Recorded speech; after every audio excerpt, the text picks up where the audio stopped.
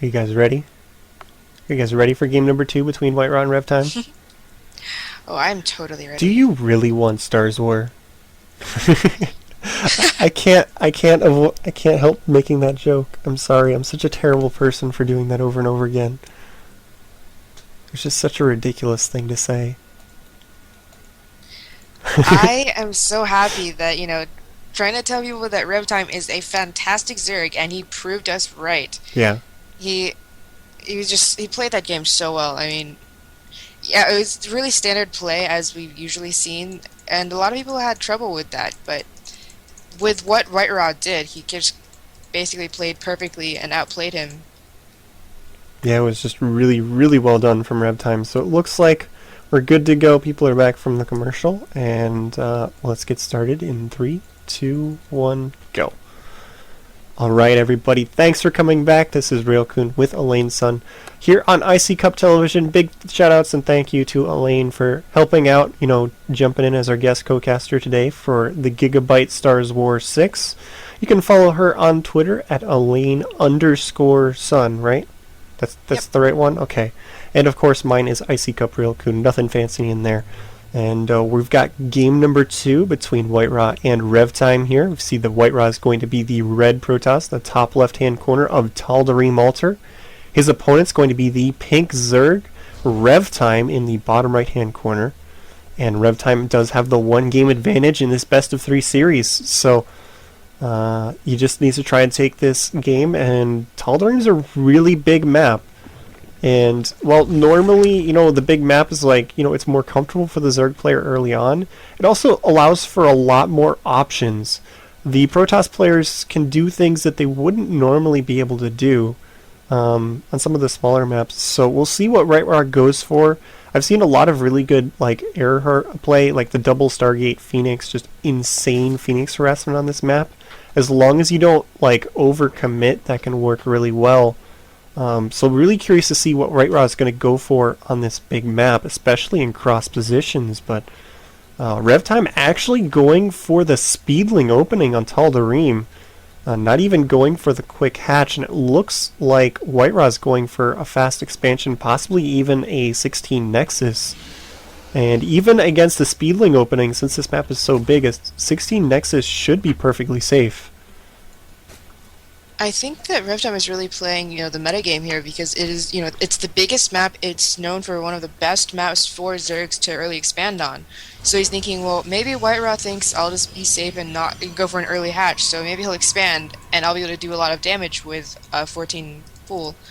And I think that's exactly what he's going to do. It'll be very difficult for Whitera when he goes for such an early expansion to actually wall completely off in time, I think. It will be a little bit Without easier sacrificing units. since they changed this map. They're using the current Tal'Darim Altar, right? Not the old one. I think this. Yeah, this is the current one. So, I mean, they did make this choke point a little bit smaller than it used to be. As you can see, the Forge and the Gateway do a pretty good job of walling this off. The gap here isn't that big, and the Zerglings for Revtime just finished. So even if he sent these immediately across the map with a lot more following this up, Whitera, seeing that with his probe, would be able to finish up his wall here without too many issues. It's just the rush distance here is so long that he should still be alright as long as he drops a couple more buildings down here in time. But he's not under a whole lot of pressure, so he's just letting this cannon finish. He's not too worried about finishing this wall, and he should be perfectly fine. And now he's going to be at a really nice advantage with this 16 Nexus. There is an opportunity for Revtime once he scouts out what's going on here. That really fast Nexus. Oh wow, you expanded super early. He could just go immediately into another base. The quick 3 base is a decent response to this on a map this size. But if he's going to do that, he's going to have to do it soon. Because if you wait too long to go for that, then you kind of just get caught off guard by the gateway pressure. Right. That's generally what, if Slayer's Min or Liquid Ret saw that, they'd probably have taken a third base. But Revtime doesn't generally expand as aggressively, so I'm really not sure what he plans to do. Maybe he'll actually go for some pressure on this fast expansion with some roaches. But at this point, he could do anything. wouldn't be too surprised if we saw him take another base, but he can't Ooh. take us one with the rocks, obviously, so it'd have to be something a little bit riskier. Yeah, and there goes the Stargate from Whitera. So possible Phoenix harassment, maybe even some Void Rays. Use the new rocks that are at the third base and maybe a pylon or two to get charged up, keep the charge, and fly into the main base. It's always a possibility. It's an old school play, but recently Phoenix has been much more popular, so we'll see what he's going for. Big question is, will he drop the second Stargate? It doesn't look like he's going to. Because if you go for the 2 Stargate, make a lot of Phoenixes, there it goes.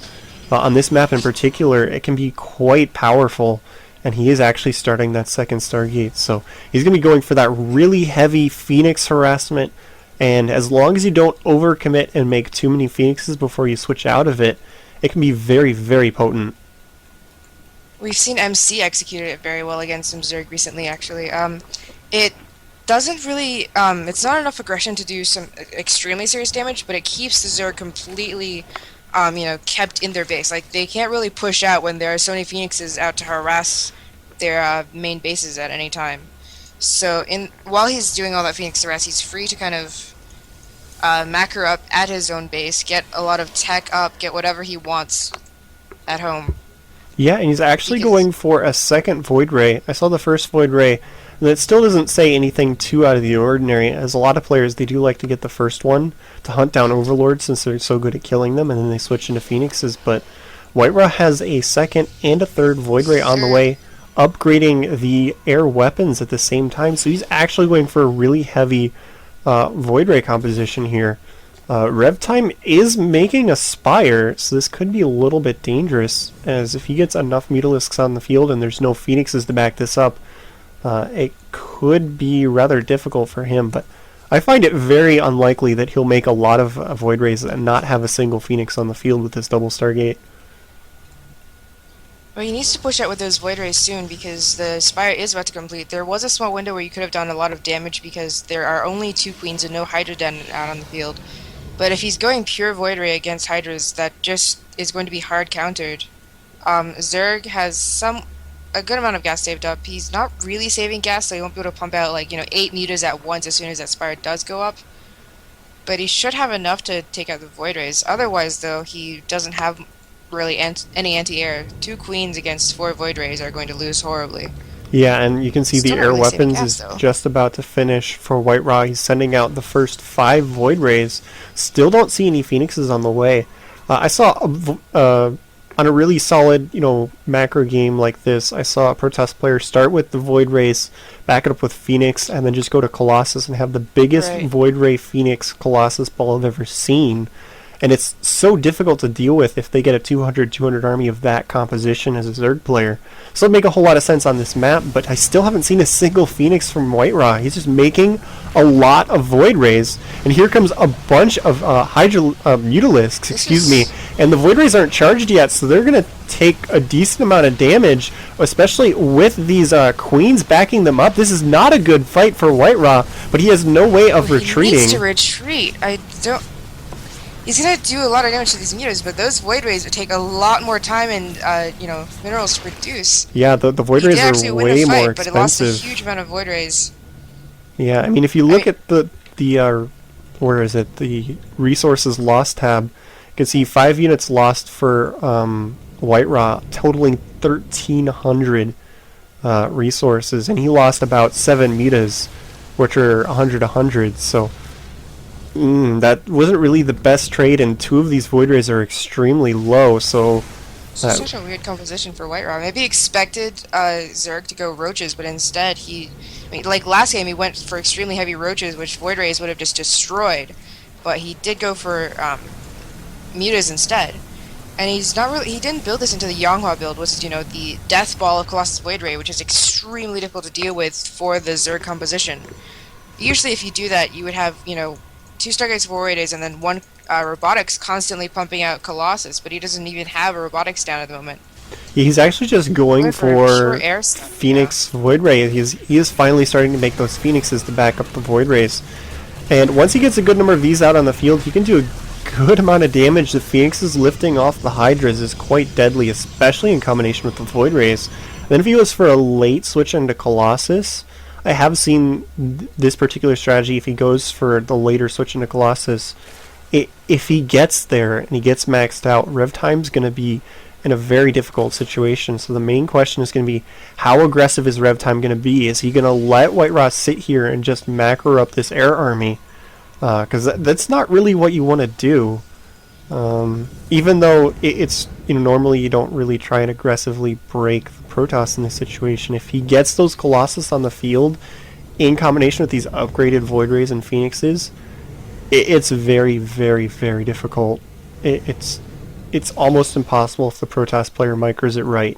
It's doable, but it's definitely an uphill battle. But still haven't seen a robotics facility for Whitera. Might not even be going for that Colossus switch. Just Stalkers, Zealots, and a lot of air units. This is interesting.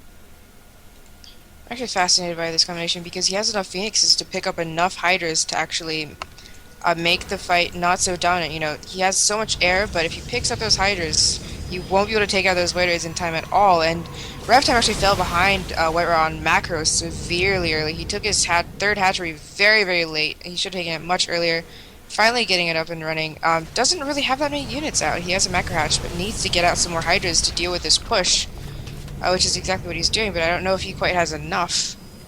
Yeah, and if we look back into the main of Whitera, there's more gateways finishing up. He's got a Twilight Council on the way, so he's going to be able to get that Blink upgrade. Still no robotics facility, so he's being very adamant about this.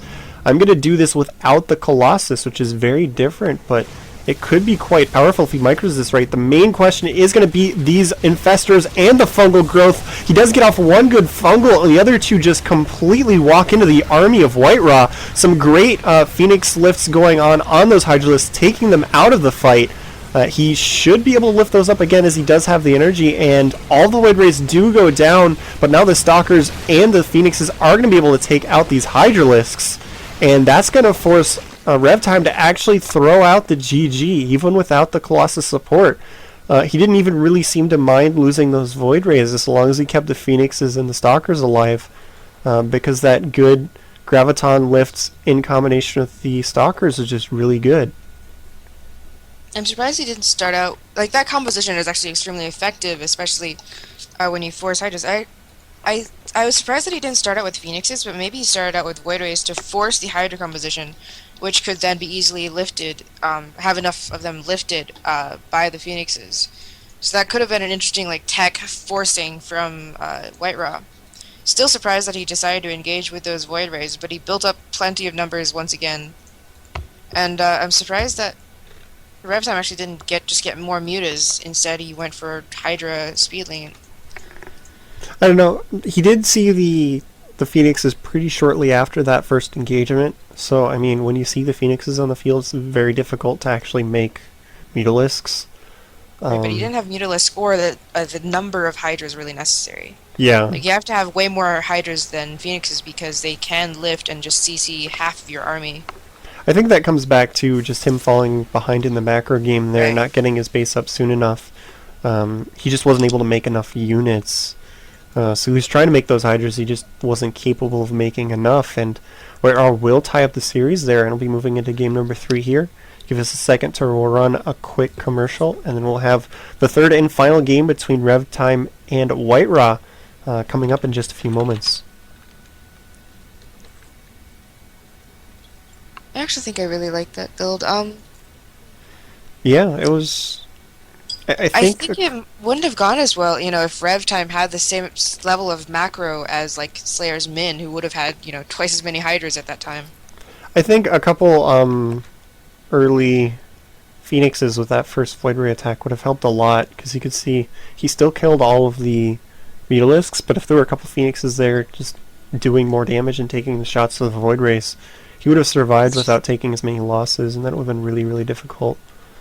For being mostly left alone, though, he fell 30 food behind Protoss as a Zerg player. He took his third incredibly late, which is... I mean, it's kind of like how you can climb to Diamond League just on macro. You have to have strong macro no matter what your composition is. That was actually a good composition to deal with, so much air. Infestor Hydra, but there were so few Hydras that picking up half of them actually just completely took out the Yeah, Crown he Army. picked up like more than half. I think there were only like 2 left that weren't lifted off in that first engagement. It's really difficult for him. Yeah, I don't know. It seems like he just needed more Hydras, and that comes back to needing more economy, needing to macro better. I mean, he went for a 16 Nexus on Tal'Darim. He can definitely get you that third base really early. I don't know.